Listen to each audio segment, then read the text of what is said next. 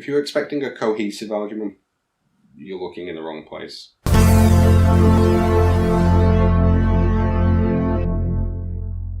Hello, I'm DevilboyScooby or not, and welcome to a waffle video. Waffles. Oh. Having a few comments on YouTube videos, what did I think of the new Robot Wars reboot? Which surprised me because it made me think, do people actually value my opinion? So I thought instead of copy and pasting my opinions several thousand times, jokes, thousands, twice, I'd make this video that 3 people could watch and think, oh, this guy is boring as fuck, but at least he likes Robot Wars.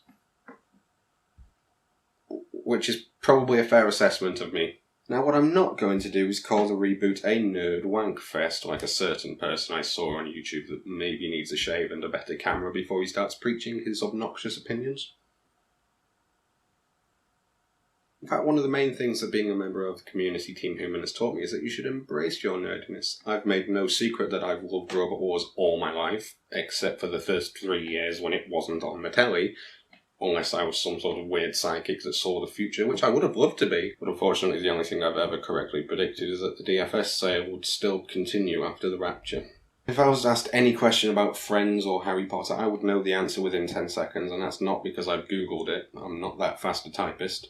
I'm 2/3 of the way through a Doctor Who tattoo, and even a few weeks ago, despite being 22, I still bought Scooby-Doo's All-Star Laugh Olympics. This was my childhood, or rather, 10 days of my childhood, because Boomerang would only show All-Star Laugh Olympics in the Scooby-Doo marathons that lasted 12 hours, sandwiched between Scooby-Doo and Scrappy-Doo and the new Scooby-Doo movies. But that's a different subject. One which I have surprisingly never covered in a video, despite it being in my name and logo. Anyway, back to Robot Wars. When it was first announced, I ran around my room squealing like a little girl. When I got tickets to go and see it in Glasgow, I ran around screaming like a little girl. There's a theme developing. My flatmates were extremely perturbed. One of them thought I was going to kill him when I went to hug him. The question was, when it finally aired, did it live up to the hype? And that depends what you expected from this series. If you expected a continuation of the old Robot Wars, then no. By no means did it live up to the hype. Guys, Dave Lister and his poetry, and Philippa Forrester and her lack of comprehension of the point of a failsafe. Failsafes? Yeah. What are they? They stop it moving when something goes wrong. Well, you've got a thing in there that stops it moving if everything goes wrong. Unfortunately, yeah. That doesn't make any sense at all to me. But in comes an equally as enthusiastic Angela Scanlon and Dara O'Brien, who, providing you're not racist against the Irish, are pretty good hosts. Dara O'Brien knows his stuff. He brought a new outlook to the show. He can actually ask questions about the robots and understand the answers. Craig Charles was generally, "You're supposed to smash 'em!" This, of course, is a complete change of heart from a 2-hour Twitch stream in which I drunkenly mopped up alcohol and lamented that if Craig Charles wasn't to return, Robot Wars should not come back at all. When actually I think the most important aspect of Robot Wars returning was Jonathan Pierce. In fact, I have seen this comment several times already in posts or tweets or blogs, but I like bandwagons.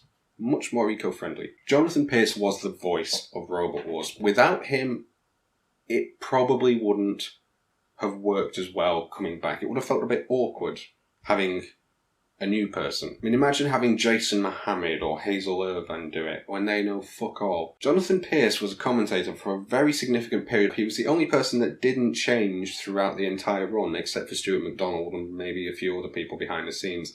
But we always heard Jonathan Pierce. We never heard any other commentators. So had it come back with a new voice, as well as new faces, it may have felt a bit weird, and I probably wouldn't have liked it. I think that's one of the problems I have with BattleBots. The only person I know in that entire lineup is Jessica Shobo, and she doesn't actually say anything. And I think the robots in BattleBots are in a completely different class of roboteers who want to be there only to win, lift that weird bolt thing, which you can find millions of on every Ratchet & Clank game ever. Whereas Robot Wars, there are a lot more light-hearted competitors, like Dietor in the old days, who didn't care how much fur they went through because it would just be set on fire every match anyway, except like one. And you could see that in the first episode with Nuts, who had absolutely no strategy whatsoever. But they did have top hats. The other thing that was good about the new Robot Wars is that, as well as appealing to the old crowd, it has brought in a new wave of interest. In the age of Facebook and Twitter and iPlayer, Robot Wars has been promoted a lot more than it was in the past. I remember UK TV Horizons, which had to show 50 Robot Wars adverts just so that people knew that Robot Wars was going to be aired on that channel this New Year's Day. Completely lost off point of what I was saying. And now that it is no longer a revolutionary thing, there are people who have grown up watching the old show, building robots, enrolling in engineering courses and design technology and all these faffing around, building bits of paper, smashing things. I mean, I used to play Robot Wars with my food, much to Tom Milner's amusement.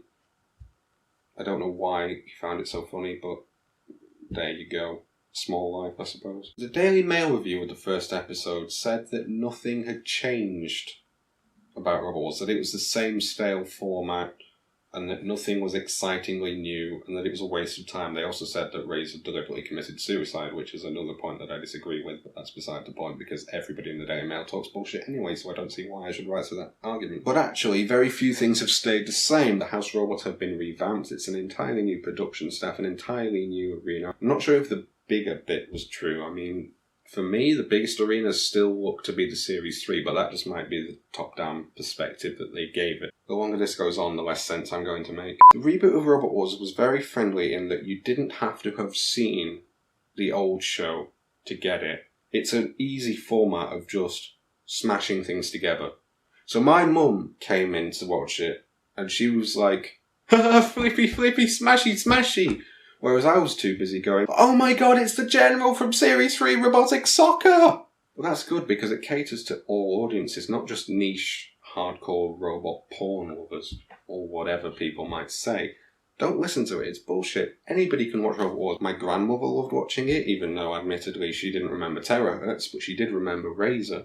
I had to reset the camera so the position might look different, woo! But I've seen people of different age groups, of different genders, of different species, maybe not the last one, all enjoying Robot Wars, and I think that is a good thing. And I hope that the viewing figures aren't a one-off fluke and that it will drop down to 200,000 people watching it and then it won't get rebooted and people will think, "Oh, it was such a mistake to reboot Robot Wars." It wasn't a mistake to reboot Robot Wars. It was a mistake to reboot Top Gear.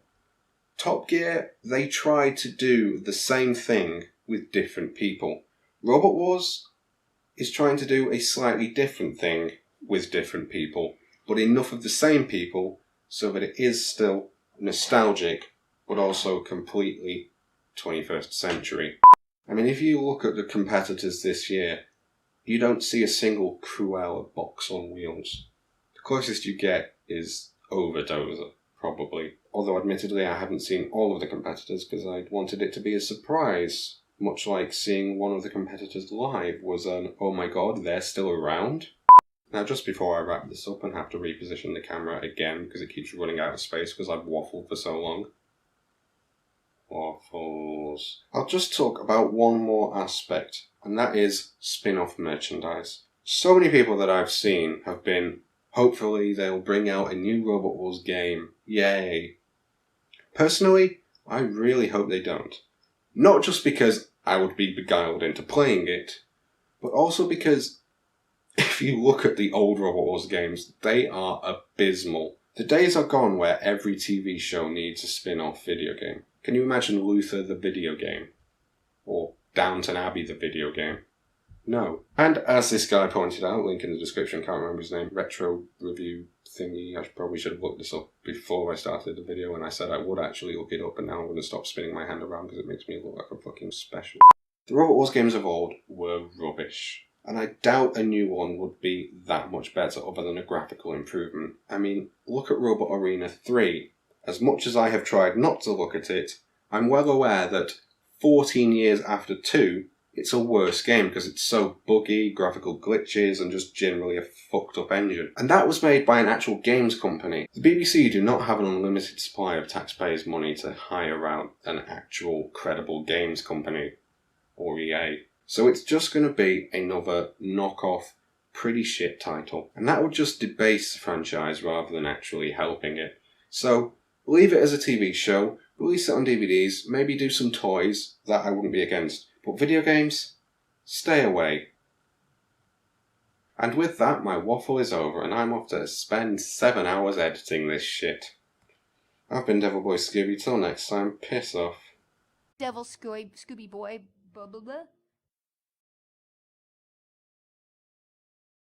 As an addendum, yes, I did notice there's going to be a Robot Wars 2016 Robot Arena 2 mod.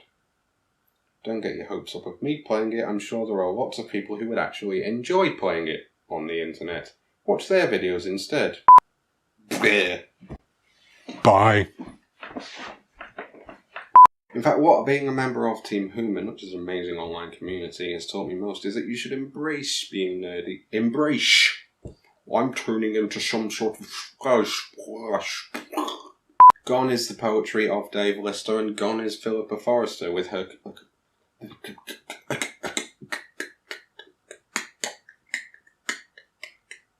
The BBC don't have an unlimited supply of taxpayers.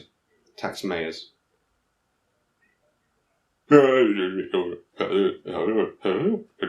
like the Sims outside my door. There's kingdoms on the stumble bear, Jim!